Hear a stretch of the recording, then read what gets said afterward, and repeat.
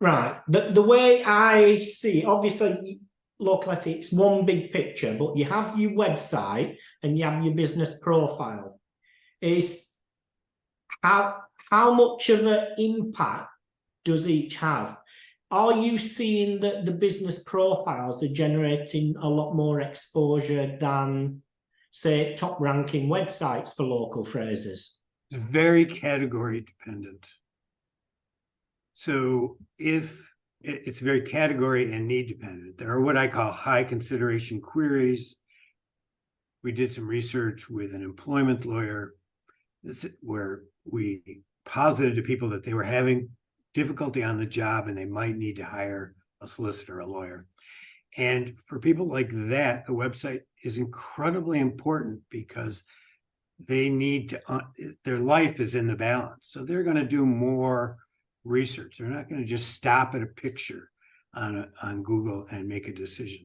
On the other hand, if it's somebody who's looking for a new general practitioner or a new OBGYN, they might go in there, they might look in Google Local, see how close the business is to them, make sure it's adequate that way, make sure it deals with the questions they have about insurance and new patients, see how many reviews they have, get rid of anybody that doesn't have at least 10 reviews and a 4.7 or 4.8 average, and they're going to pick from that short list. Now, interestingly, in that category, what we saw was people going very deep into the local finder. People didn't just pick from the top three. Once they were in the local finder for something like a new primary care physician or a new OBGYN, they would go very, very deep looking for businesses that met their criteria. So in that case, again, reviews or lack of information could lead to somebody rejecting you as an option, but they could also contribute to them picking you, but they didn't stop at the top three. The long tail was very deep and very wide. They went down 6, 7, 8, 9, 12, 15 places to find people that met their criteria, and then they would make a decision from the 4 or 5 there. So it depends. So from a user conversion point of view, it depends on category.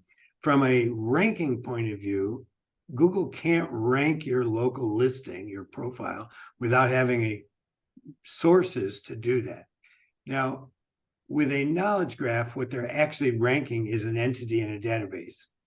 In other words, and your website contributes to it, but so do articles in newspapers contribute to it. So do reviews on websites contribute to it. So it isn't just, in terms of ranking, just Google listing and website. It's Google listing and website and all of the other stuff from around the internet that contributes to Google's understanding of your entity, both in terms of relevance and prominence.